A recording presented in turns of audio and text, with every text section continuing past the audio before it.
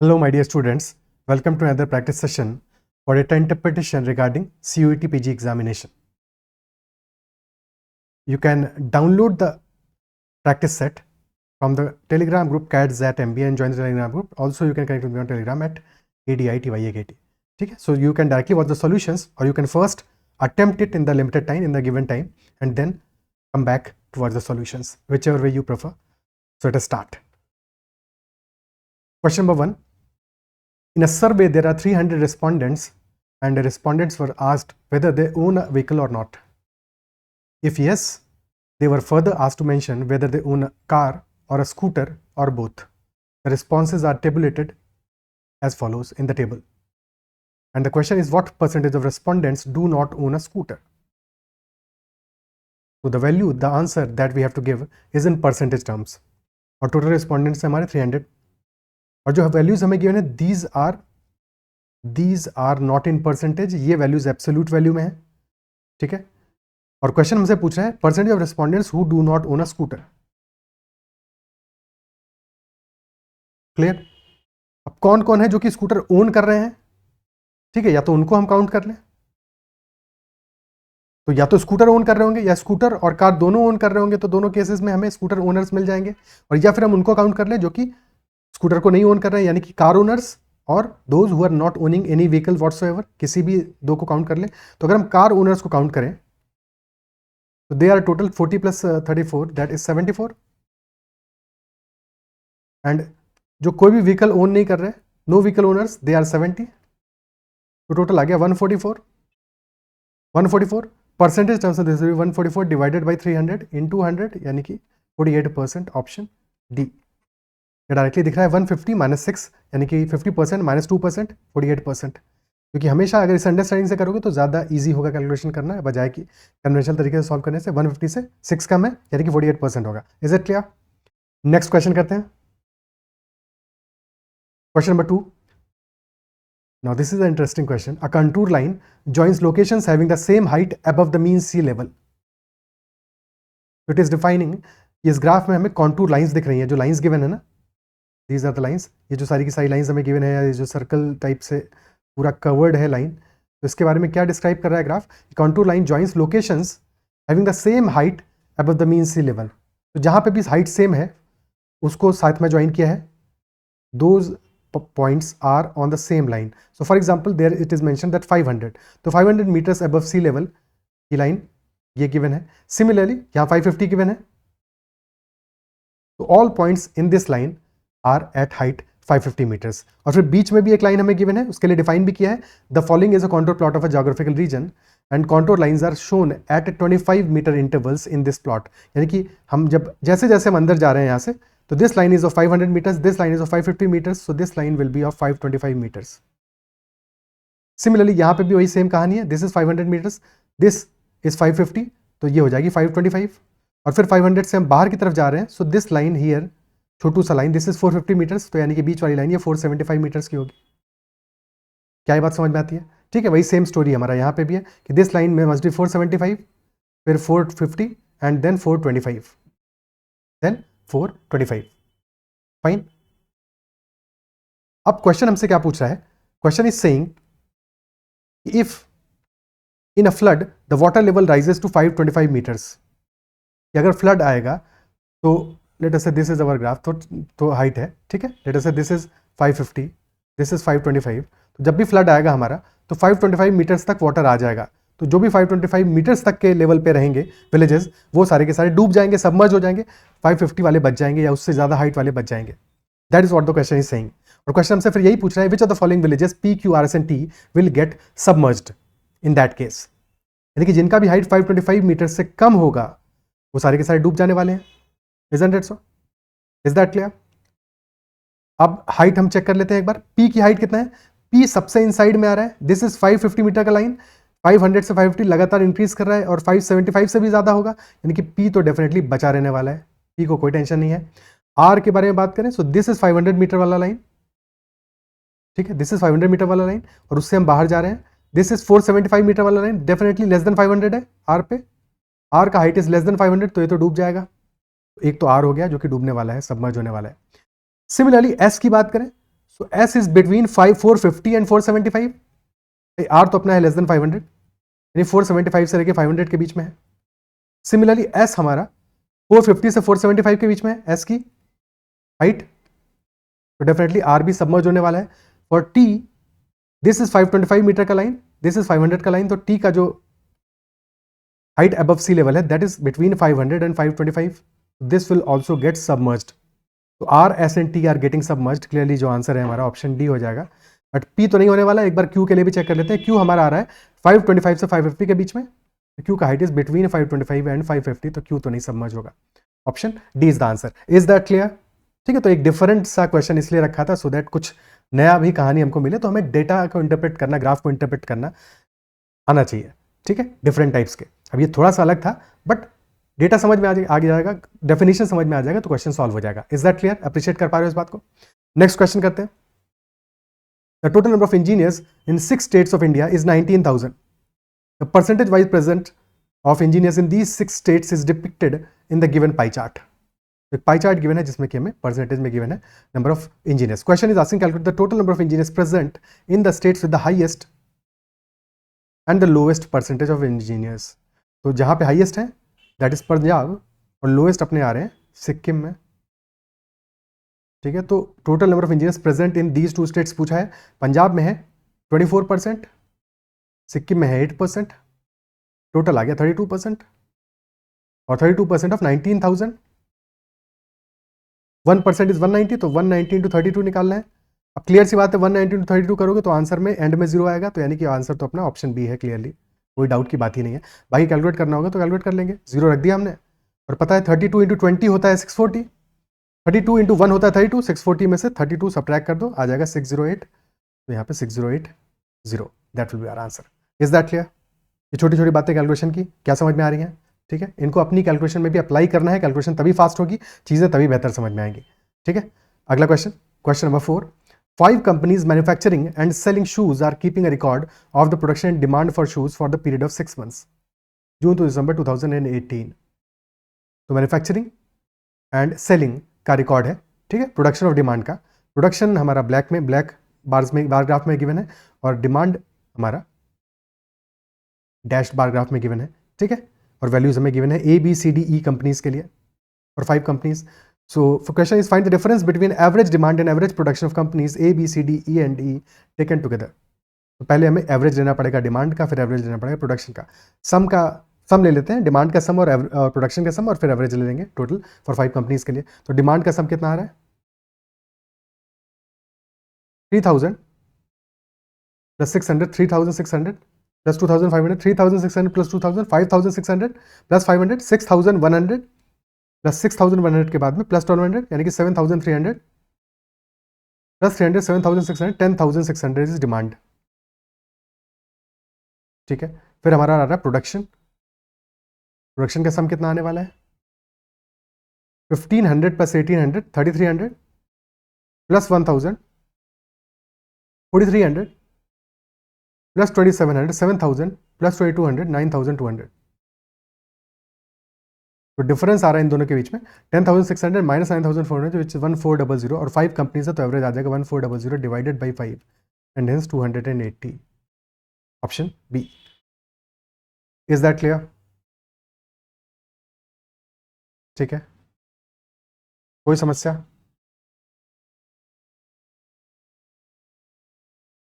ठीक है, next question करते हैं.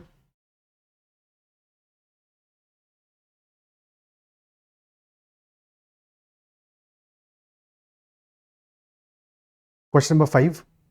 The given graph depicts. अच्छा, कैलकुलेशन में एक बार और इसमें 1-2 चीज़ें और देख लेते हैं. क्या कुछ और कैलकुलेशन में सिंप्लीफिकेशन का करना पॉसिबल था इसमें?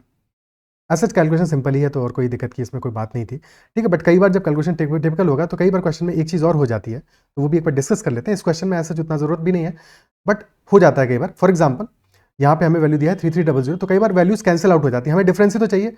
हम टोटल प्रोडक्शन का सम करेंगे और टोटल डिमांड का सम करेंगे और फिर डिफरेंस लेकर डिवाइड बाई 5 करने वाले हैं. यही तो करने वाले हैं. तो अगर हमें सीधे सीधे वैल्यूज कैंसिल आउट हो रही हो तो सम करने में और आसानी हो जाएगी. फॉर एग्जांपल 3300 वैल्यू आ रही है हमारी डिमांड में और यहाँ पे 1500 प्लस 1800 इज ऑल्सो 3300, तो कैंसिल आउट कर दो इनको. सीधे सीधे कैंसिल हो रहा है. ठीक है, और कहीं पे वैल्यूज अगर दिख रही है डायरेक्टली जो कि कैंसिल हो रही है तो उनको कैंसिल कर दो, ठीक है, अदरवाइज नहीं दिख रही है तो फिर तो कोई बात ही नहीं है, फिर तो कोई दिक्कत ही नहीं है, ठीक है। तो ये एक छोटी सी चीज़ और है जिसको ध्यान रखना है कैलकुलेशन करते समय कि अगर चीज़ें कैंसिल आउट हो रही हैं तो उनको कैंसिल करके जो बच रहा है बस उतने को देख लो, उतने पे ध्यान रखो। एक गलती जो कभी नहीं करनी है यहाँ पे, देखो ऐसे केसेस में क्या है, किसी केस में किसी कंपनी के लिए हमारा प्रोडक्शन ज़्यादा है और डिमांड कम है, और किसी कंपनी के लिए ऑपोजिट है। तो कभी भी ऐसा नहीं करना है कि सारे के सारे डिफरेंसेस को ऐड करके एवरेज निकालो, बिकॉज उस केस में आंसर हमारा गलत हो जाएगा। अगर हमारा सारे केसेस में प्रोडक्शन डिमांड से ज़्यादा होगा तो डेफिनेटली हम उस अप्रोच से यूज कर सकते हैं, उसका इस्तेमाल कर सकते हैं कैलकुलेशन अपनी आसान बनाने के लिए। बट यहाँ पे ऐसा नहीं है, हर केस में, कुछ केसेस में प्रोडक्शन डिमांड से ज़्यादा है, कुछ केसेस में डिमांड प्रोडक्शन से ज़्यादा है, एंड दैट इज वाई हम उस अप्रोच का इस्तेमाल नहीं करेंगे। Is that clear? ठीक है, अगला क्वेश्चन करते हैं।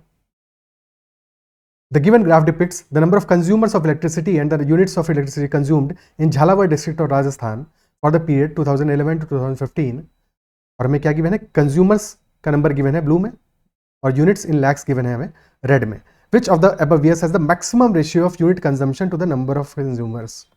यानी कि मैक्सिमम रेशियो चाहिए हमें किसका, यूनिट्स का डिवाइडेड बाई कंज्यूमर्स का। This should be as high as possible. Numerator है यूनिट्स और डिनोमिनेटर है कंज्यूमर्स, और हमारा बार ग्राफ जो स्टार्ट हो रहा है वो स्टार्ट हो रहा है 0 से, ठीक है। तो अगर यूनिट्स हमें सबसे मैक्सिमम चाहिए तो जो रेड वाले ग्राफ हैं जितने ऊंचे हों उतना अच्छा है, और कंज्यूमर्स वाले ग्राफ जितने, ब्लू वाले ग्राफ जितने छोटे हों उतना बेहतर है, उतना बेटर हमारा रेशियो मिलेगा हमें, ठीक है। तो यूनिट्स वाले ग्राफ जितने हाई हो उतना बेटर है, और कंज्यूमर्स वाले ग्राफ जितने छोटे हों उतना बेटर है। जितना ज़्यादा छोटा होगा उतना ज़्यादा हमारा रेशियो बेटर होगा। जिस भी केस में हमारा कंज्यूमर्स का ग्राफ यूनिट्स वाले ग्राफ से बड़ा है तो वहाँ पर हमारा जो रेशियो है that is less than 1, isn't it so? अगर हमारा कंज्यूमर्स का ग्राफ यूनिट्स वाले ग्राफ से बड़ा है तो डेफिनेटली हमारा जो रेशियो है units by consumers that is less than 1, ठीक है। लेस देन 1 एक्चुअल में यहाँ पे 1000 और लैक्स में है, पर उसकी फिगर हमको नहीं करनी है, हमें रेशियो से मतलब है, ठीक है। तो ये बात समझो। इज दैट क्लियर कि हम एब्सोल्यूट वैल्यू जो ले लें, लाख और 1000 को थोड़ी देर के लिए इग्नोर मार दें तो हमारा U by C less than 1 आने वाला है। Is that clear? ठीक है, अदरवाइज एक्चुअल में लेस देन 1000 आएगा। एक सेकंड, लैक्स बाई 1000 है, लेस देन 100 आएगा, ठीक है, 100 आएगा। क्लियर है? और अगर हमारा कंज्यूमर्स का वैल्यू लेस देन यूनिट्स है तो फिर हमारा U by C greater than 100 आएगा, ग्रेटर देन 100 आएगा। Is that clear? ठीक है। तो जो लेस देन 1 आ रहा है उसको तो हमें फिक्र ही नहीं करना है। फॉर एग्जांपल 2011 कोई मतलब नहीं है, बाकी सारे केसेस में हमारा ग्रेटर देन 1 ही आ रहा है।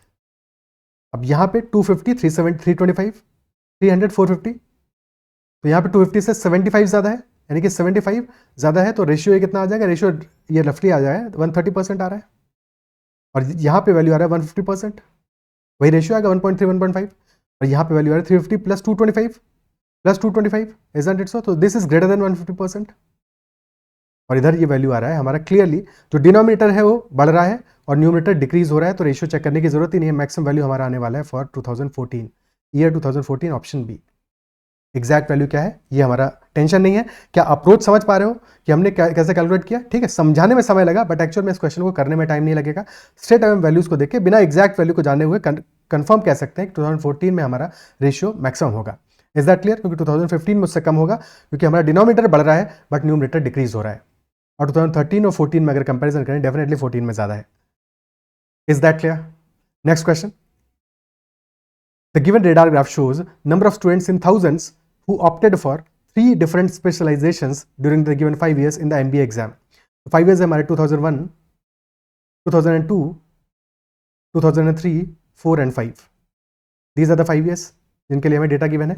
और क्योंकि राडार ग्राफ में देख रहे हैं तो राडार ग्राफ में हमारा जो सेंटर है जो एग्जैक्टली मिडिल में है, सेंटर पे 0 होता है, और जितना हम सेंटर से दूर जाते जाएंगे उतना ही हमारी वैल्यू बढ़ती जाएगी। जैसे यहाँ पे बढ़ रही है 5, 10, then 15, then 20, 25, 30 and so on. Clear है? ओके। और these are all the years. साथ में एक छोटी सी बात जो हमेशा राडार ग्राफ में ध्यान रखनी है कि जब हम लास्ट में जाएंगे, यहाँ 2001 से 2005 में गए तो हमारा 5 से 1 को कनेक्ट तो करता है ये, ठीक है, हमने 5 से 1 को कनेक्ट किया है, बट कभी भी अगर ग्रोथ दिया हो रिस्पेक्टिव, यहाँ पे ग्रोथ नहीं, यहाँ पे तो हमें वैल्यूज देनी है, उसका रेशियो देखना है, बट अगर ग्रोथ के बारे में बात किया हो तो ध्यान रखना है 2005 से 2001 में हम ग्रोथ नहीं कैलकुलेट करेंगे, क्योंकि ग्रोथ हमेशा समय में आगे की तरफ जाएगा। ऐसा नहीं 2005 से 1 में अगला लग रहा है क्योंकि कनेक्ट किया हुआ है, बट अगला थोड़ी है, अगला 2006 आएगा ना। Isn't it so? तो ये ध्यान रखना है कि कभी भी ग्रोथ वाला क्वेश्चन हो तो वहां पे फंसना नहीं है, मिस्टेक नहीं करना है। ओके, तो in this question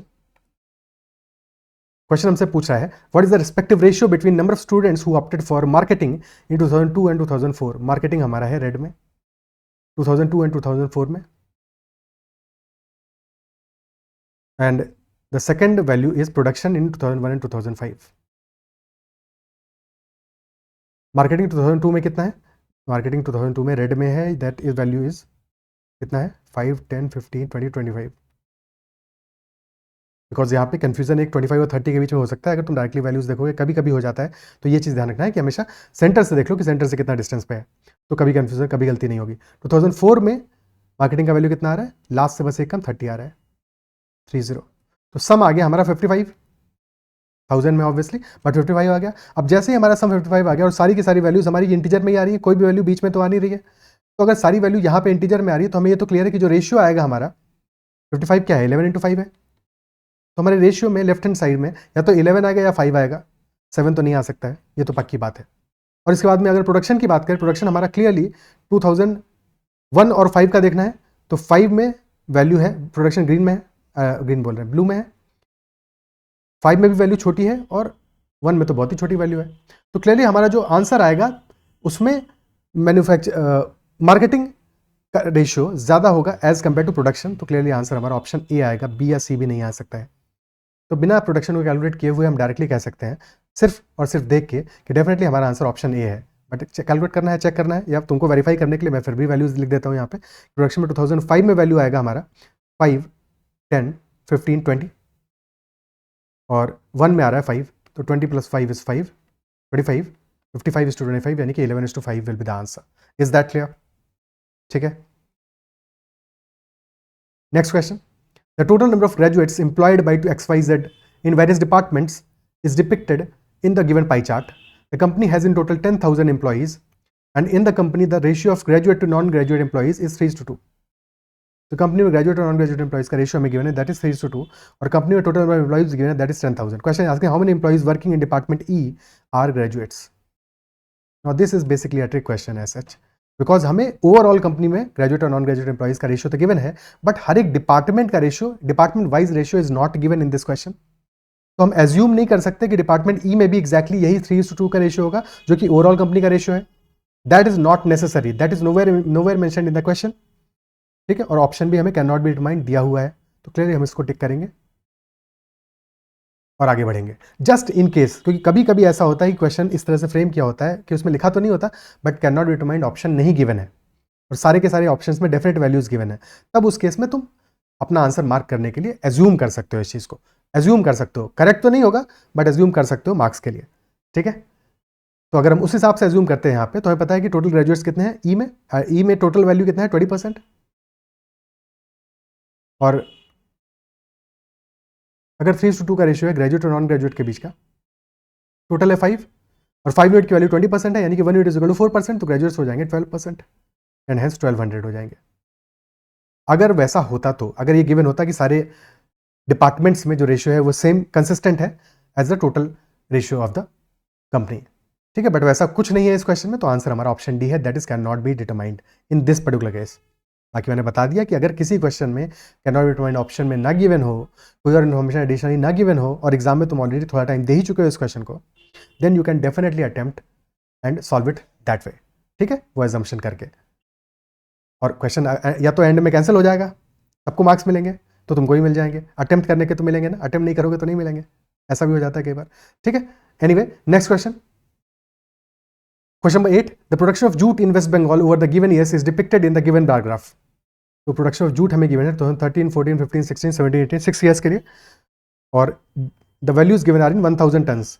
for how many years did the production fall below the average production of the given years. कितने सालों के लिए हमारा जो प्रोडक्शन है that is below the average. तो सम निकाल लेते हैं पहले, तो फिर तो एवरेज निकालेंगे। टोटल 6 ईयर्स है, 80 + 110 190, 290, 390 + 30 420, 485 + 120 यानी कि 605, एंड दिस डिवाइड बाई 6 कर रहे हैं तो ये वैल्यू आ जाएगा हमारा 100.833। This is the average value 100.833। Okay, और हमें चाहिए for how many years did the production fall below the average, यानी कि 100.833 से कम किन किन ईयर्स में है। तो इन 2013 द वैल्यू इज लोअर 80 है, 2015 में स्लाइटली लोअर है, बट लोअर तो है, डेफिनेटली ये भी काउंट करेंगे। और 2017 में 65 है, तो ये भी लोअर है, तो इसको भी काउंट करेंगे। 3 years in total. Option C is the answer. इस क्वेश्चन में गलती सिर्फ इतनी हो सकती है कि तुम 100 एज्यूम कर लो, क्योंकि अप्रॉक्सीमेटली 100 के आसपास वैल्यू आ रही है, और फिर 2015 को निगेट कर दो या भूल जाओ कि इक्वल आ रहा है।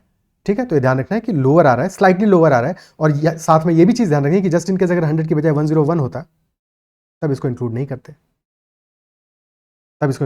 तो ये छोटी छोटी बातें हैं जिनको कि ध्यान रखना है। कई बार क्वेश्चन में ये गलतियां होना बहुत कॉमन है, बहुत इजीली हो जाती हैं कि अप्रॉक्सीमेशन करना है हमको, कई बार यूज़ करना है, डेफिनेटली हेल्प करता है, पर इसका ये मतलब नहीं है कि हर जगह पे अप्रॉक्सीमेट करना चालू कर दो। ठीक है, क्योंकि जहां पे उससे गलती होने का स्कोप है वहां पे हमें कॉशियस भी रहना उतना ही इक्वली इंपॉर्टेंट है। Is that clear? Next question, question number 9, the sales figure of toothpaste from 6 branches of Azad trading company for 2016 and 17 are as follows. For branch B1, B2, B3, total 6 branches के लिए हमें data given है और 2016 and 2017। यहाँ पे एक चीज़ mention नहीं है एक्चुअल में इस ग्राफ में कि 2016 का डेटा कब है, 2017 का डेटा कौन सा है, बट शायद उससे फर्क नहीं पड़ेगा कोई। क्वेश्चन क्या है, find the ratio of total sales of branch 2 B2 for 2016 and 17 as compare to total sales of branch 4 for 2016 and 17। Definitely फर्क नहीं पड़ेगा कौन सा 2016 और कौन सा 17 है, क्योंकि दोनों को ही एडअप करना है हमें B2 और B4 के लिए। तो B2 के लिए वैल्यू कितना आ रहा है हमारा, B2 के लिए आ रहा है 65 + 75, and for B4 this value is 85 + 95. This is 65 + 75 यानी कि 70 × 2 140, and this is 90 × 2 180. रेशियो आएगा अपना 7:9, option C. Also in this case ये तो हमने सॉल्व किया प्रॉपरली, बट जब भी ऐसा है कि हमें दोनों केसेस में दिख रहा है कि अपना एक ग्राफ थोड़ा सा ऊपर है, एक ग्राफ थोड़ा सा नीचे है, तो बस जो मिडिल वैल्यू है, और रेशियो ही तो लेना है हमको यहाँ पे, तो ये मिडिल वैल्यू कितना है 70 है, और सिमिलरली यहाँ पे मिडिल वैल्यू 90 है, तो 70:90 7:9 रेशियो आ जाएगा क्लियरली, इजंट इट सो? ठीक है, चाहे दो वैल्यूज अगर 3 हो तब भी अगर AP बना रही है और स्ट्रेट अवे ऐसा ही सिनारियो बन रहा है, तो क्लियरली वहाँ पे भी हम ये चीज़ एज्यूम कर सकते हैं। बट हमेशा दिमाग अपना खोल के ही रखना है जब भी कभी ऐसी कैलकुलेशन करनी है, ऐसा एजम्पशन लेना है। Is that clear? बस मैं तुम्हें बता ही रहा हूँ कि डेटा का यूज़ कैसे करना है, ग्राफ का यूज़ कैसे करना है। डायग्राम को जितना बेहतर तरीके से पढ़ना सीख जाओगे उतनी जल्दी तुमसे DI सॉल्व होगा, उतना आसान तुमको लगने लगेगा, मक्खन लगने लगेगा, मज़ा आ जाएगा फिर तो, है कि नहीं? सॉल्व करोगे और क्वेश्चन सारे के सारे एक्यूरेटली सॉल्व करोगे तो इससे अच्छा क्या है। Last question of the set, question number 10, the agriculture production of state of Tamil Nadu is given in the table in million turns. और फॉर 2014, 15, 16 और 17 4 ईयर्स का डेटा है for jute, rice, T and pulses. Question is asking which product has the highest growth rate in production from 2014 to 17। ठीक है, growth rate पूछा है, तो growth rate हमेशा परसेंटेज में होगा, ये ध्यान रखना है। अगर हाईएस्ट ग्रोथ पूछा होता तो एब्सोल्यूट वैल्यू में भी हो सकता था, बट ग्रोथ रेट हमेशा परसेंटेज में होगा, यानी कि हमें बेस वैल्यूज पे इंपॉर्टेंट है कि कितना इंक्रीज हो रहा है। जूट में इंक्रीज हो रहा है 2014 से 17 में 31 का, 100 से 131 हो जा रहा है, 31 का इंक्रीज है, which will be 31% because base हमारा 100 है। राइस में इंक्रीज है 91 से 107 का, यानी कि 16 का इंक्रीज है, और बेस 91 है, तो अराउंड 17-18% आएगा, 17% के आसपास की वैल्यू आएगी। डेफिनेटली लेस है जूट से, तो राइस तो आंसर नहीं हो सकता अपना। और T, this is increase in from 15 to 25, यानी कि इंक्रीज तो 10 का है, एब्सोल्यूट वैल्यूज में कम लग रहा है, बट 15 बेस वैल्यू है, तो 2/3 यानी कि 66.67% का इंक्रीज है, डेफिनेटली हाइयर देन जूट, तो जूट भी आंसर नहीं हो सकता। और पल्सेज में 71 से 88, यानी कि अगेन 17 का ही इंक्रीज है, और 17 का इंक्रीज रफली 43% के आसपास का वैल्यू आएगा। ठीक है, तो डेफिनेटली अपना आंसर कितना आ जाएगा, 43 क्यों कर दिया मैंने, एक सेकेंड से 43% नहीं आएगा, 71 का 17, 23% के आसपास का वैल्यू आएगा। ठीक है, 23-24% के आसपास की वैल्यू आएगी। डेफिनेटली आंसर अपना टी है, option C. Is that clear? तो these are all the questions. I believe question समझ में आए होंगे। सेशन में जो भी बातें हमने डिस्कस की हैं इनको तुम आगे अप्लाई करोगे जब भी DI के जो भी क्वेश्चंस को तुम सॉल्व करोगे, और आगे और भी ऐसे प्रैक्टिस सेट हम लाते रहेंगे। सेशन अगर पसंद आया तो उसको लाइक जरूर करना है। अगर अब तक चैनल को सब्सक्राइब नहीं किया है तो जरूर कर लेना। You can connect with Telegram at ADITYAKT and join the Telegram group CAT-ZAT-MBA for any queries और any doubts you can always comment. ठीक है, that's all for this session. Session पसंद आया तो कमेंट में भी जरूर मेंशन कर सकते हो फीडबैक अपना। That's all, bye bye, take care.